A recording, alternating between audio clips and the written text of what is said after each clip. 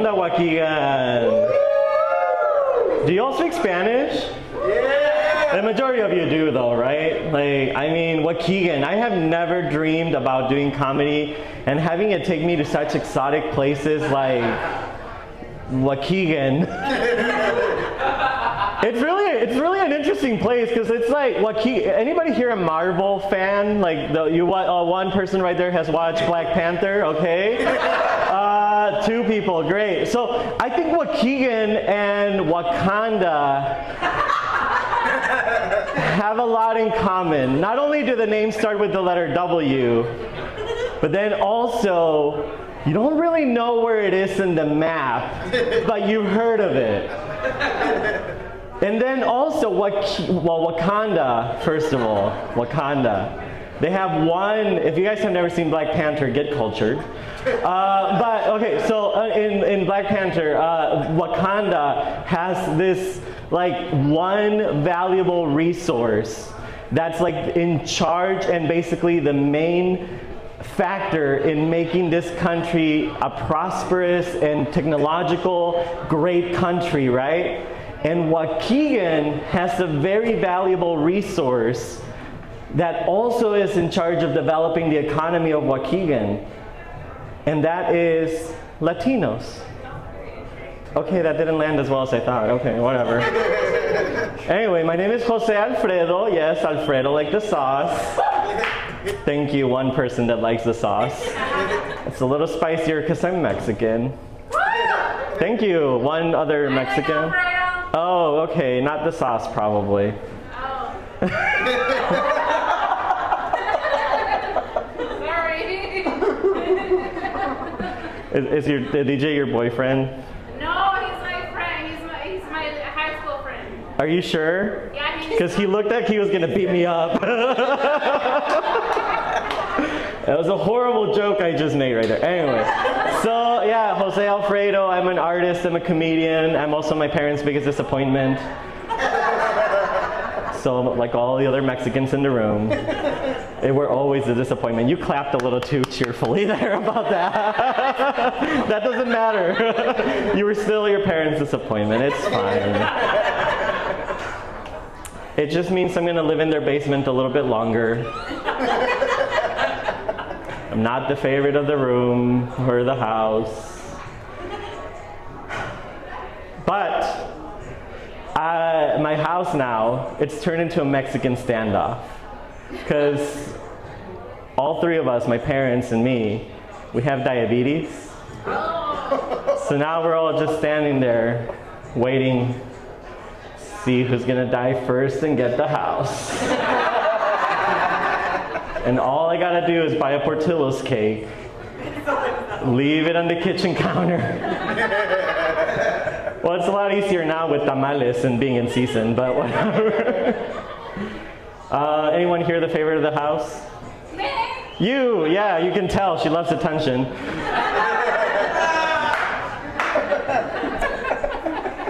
In my house, the favorite kid is Julio. Fuck Julio. He's the youngest, and I'm the oldest sibling. So there's 3 of us. Now, at my house, every Latina mom that respects herself usually will tell you who the favorite is. For example, what's your name again, friend? Me? Yeah, what's your name? Now I'm giving you attention. Yeah, you. Okay, Rose. What, Rose? Rosa. Rosa, okay. Rose. Mamona. Okay, Rose. No wonder no one liked you on that door over there in the Titanic. So, in her house, more than likely, like in my house, Rose has a 16 by 20 portrait at the very top of the wall. Yeah. Like a little altar to their house, to their little, fuck la Virgen de Guadalupe, it's Rose right there. In my house, it's Julio. Then it goes my niece and nephew. Then my brother-in-law and sister-in-law. Then my sister. Then the dog, who I adopted, by the way. Because I'm a better person than most people. He's a pandemic dog. He didn't come with a name. Like, he came with a name already. Like, I didn't get to choose the name. His name is His Lordship Bicho of House of Ruiz and Santana, first of his name, rightful ruler of all rodents and protector of his realm. In short, I call him Bicho. Now, the non-Mexican friend went, because she knows. For anyone that's not from Mexico or anything north, or basically anything south of Mexico, which is what I like to call the basement of Mexico, Bicho means verga, or dick. Nobody told me that. I went to Puerto Rico, where they call it that. I have 4 Puerto Rican friends. Not one told me about it. And I was at a bar trying to hook up with women because they told me if you show girls pictures of dogs, they'll like you better. So I went up to people, ¿Quieres ver mi bicho? Not one friend. So then there's my dad, and then Jose Alfredo at the end, in that little shrine my mom created. Julio's a favorite, and last year he decided that he was gonna organize the family vacation. He was like, I am in charge, and my mom was like, yes, Julio knows it all. He's gonna plan this. So we rented an island. El que puede, puede. Sorry. Thank you. I mean, I am white-skinned, so. Epstein's was free. So much like, I forgot who, which by the way, let me do a little parentheses here. Give it up for all the comedians that were here before me. I think it was Adrian who mentioned it, or Benny, I forgot who, Ruben, maybe Adrian, but about being on time at the airport. All right, Julio told us to get to this island, be at O'Hare at 5 in the morning. We showed up at 5 in the morning. This fucker had gotten us flights for 7 p.m. We were the only white-skins there. This first day on the island, he was like, Jose Alfredo, I need you to get up at like 4 a.m. I was like, why? He's like, because we are gonna go hiking. And I was like, hiking? And my mom's like, yeah. Not even Dora the Explorer gets as close to Julio when it comes to hiking. And I was like, all right, hiking, Julio. We didn't even do that to cross the border. Thank you for the one-soul clap. Again, white-skin. So anyway, the last day, Julio was like, okay, we're gonna rent a car so that we can get us to the airport. He rented a smart car. There was 10 of us in my family. And I was like, Julio, there's no way shit's gonna fit there. Not even our luggage is gonna fit there. He's like, watch, I measured that shit out. He did this. It's like, of course it's gonna fit. I was like, Julio, if that's the case, pull out your dick and measure 4 inches by 4 inches by 4 inches by 4 inches.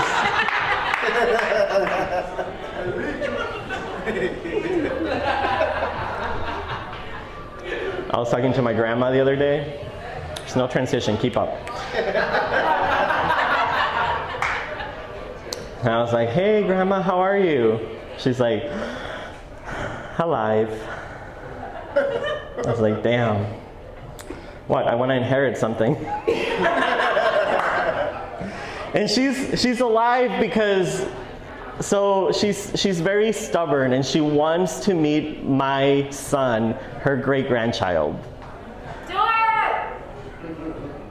I haven't had the heart to tell her that I got a vasectomy done. I want her to live forever, fuckers. What? You guys don't love your grandma? And I was like, Grandma, really, why do you want me to have a great-grandchild? Like, why do you want a great-grandchild from me? Like, that kid, the brightest thing in his future, I'm a comedian and an artist. The brightest thing in that kid's future is the color of my hair.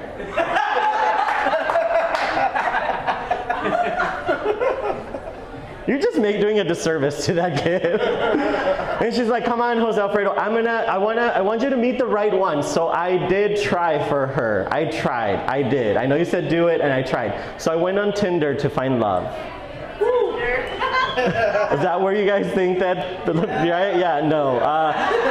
So what really happened on Tinder was just that girls were like, okay, so are you a sugar daddy? And I was like, well, there's no money, but I got diabetes. And then my grandma was like, all right, that didn't work. How about another app? And I was like, yeah, I joined Silver Singles. It's a 55 plus kind of app. Because I figured I'll at least have one thing in common with them. Diabetes.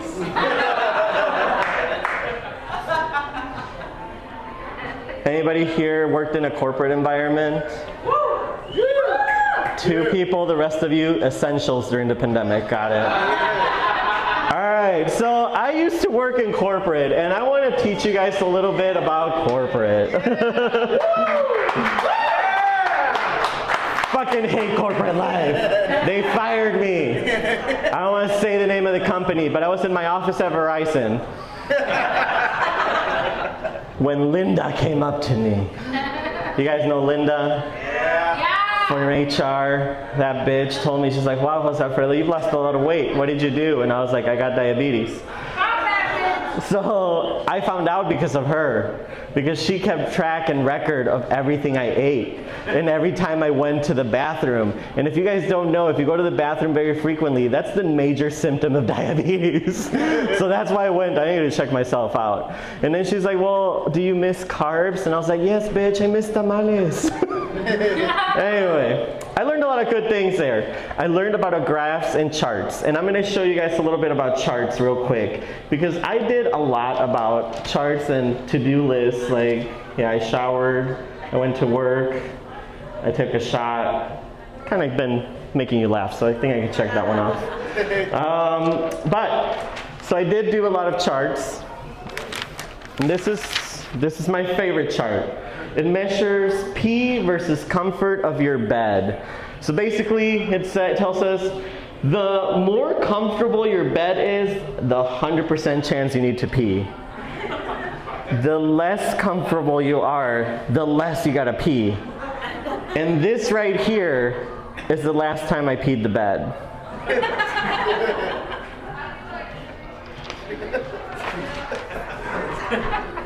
I fucking hate cats. Anybody like cats? Lonely people.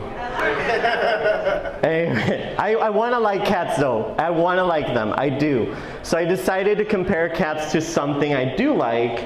And I was like, what do cats have in common with strippers? Woo! You know what they have in common. You said woo. So let me for everybody else that didn't. First and foremost, cats and strippers always have their nails well done. Cats and strippers always land on their feet. And cats and strippers will go up to you, sit on your lap, and go, I'm gonna sit here, but you can't touch me.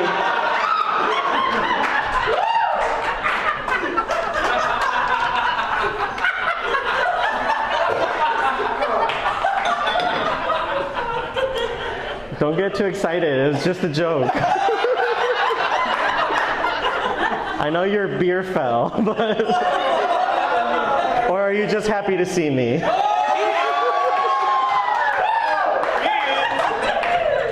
Relax.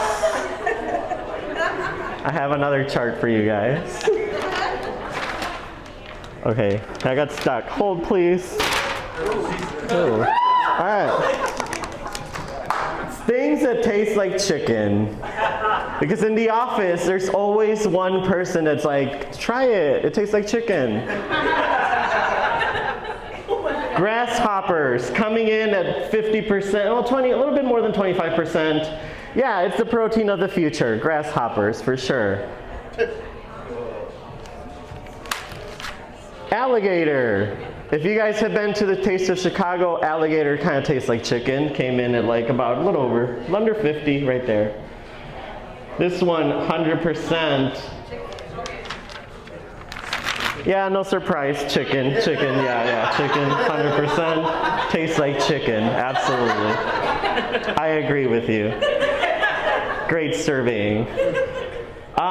This one surprised me a lot because it came up to like almost 90% on this one. Rats. Oh, like you haven't had orange chicken.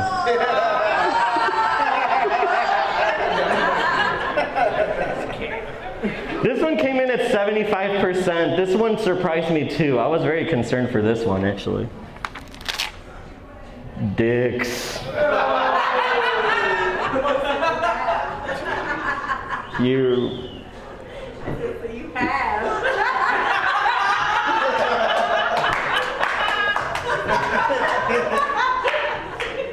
Was it on the first date? He was like, taste it. Sabe a pollo. Just like chicken. Remember they told you to try something new? 25% for this one. Honestly, no surprise there.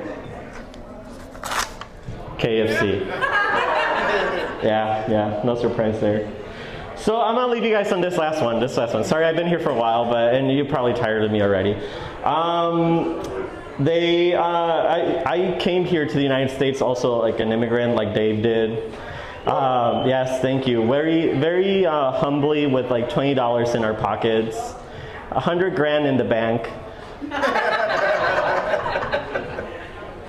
And we assimilated really quick to culture in the United States. So we got here to high school and college age when we got to the United States. And we assimilated a little too hard because like we got used to all of the American culture and all the American stuff that happens in schools, like shootings. And my sister got shot. It's okay, she's alive. She's actually far more famous than me. She was on Cosmo magazine here and in the UK for some reason, but yeah, they were like, look at these Americans still shooting people.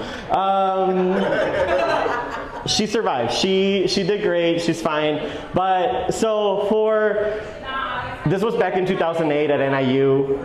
She was shot. I was there. I lived through it, went through the whole scenario. It was a little bit traumatic. But as the oldest kid at NIU and also in a Latino family, I'm responsible for my siblings. So I had to be the one to tell my parents and break the news of like, hey, my sister got shot, right? So because she was obviously dying, I had to be like, all right, I gotta call my mom first, right? That's usually who you call first, your mom. And I was like, all right, let's do this. I gotta practice this though. So I was like, I can't just be like, hey mom, my sister got shot. So I have to soften it in and be like, all right, we're gonna get to a point where she's gonna be okay and not like panic and die herself, right? So I practiced this 3 times. Let me know how it went, okay? So the first call went like this, or the first practice. I was like, okay. I was like, Ama, so you know how Maria had a scar on her knee? She's gonna have a bunch on her neck now. No, that didn't work. Okay. It's like, okay, let's try again. Hey Ma, you know how you have that favorite kid? He's fine. Maria got shot. Alright, no, that's not gonna work. Alright. Third time's a charm. I was like, hey Ma, so it turns out that Maria's allergic to bullets? Alright, no, I'm just kidding. Of course I didn't call my mom. I had to tell my dad about it. I was like, I'm not gonna panic her. And the reason why I told my dad is because he is basically an asshole, like me. So but he taught us how to take the world on with humor and comedy. And the very first time that he saw my sister at the hospital, he went up to her and he was like, well, now you know how it feels. which seems dark, but my sister always wanted to be a cop. And she did become a cop right after that, like in 2010, 2009, I think. And she became a cop, she married, she had kids, the whole thing. She's fine. I can't reiterate that so much. She's fine. So when we were at the anniversary of the event, she's in full cop outfit, like top to bottom, and we're at this thing with a moment of silence, and afterwards a reporter comes up and he's like, Jose Alfredo, Maria, you guys lived through this traumatic event. Jose Alfredo, specifically you, that you were on the other side of things, what would you do if an active shooter had entered the room right now? And I just looked at my sister and I put her in front of me. That bitch is like a cat. She's got like 9 lives. It's fine. That's my time. I'm Jose Alfredo. Thank you guys.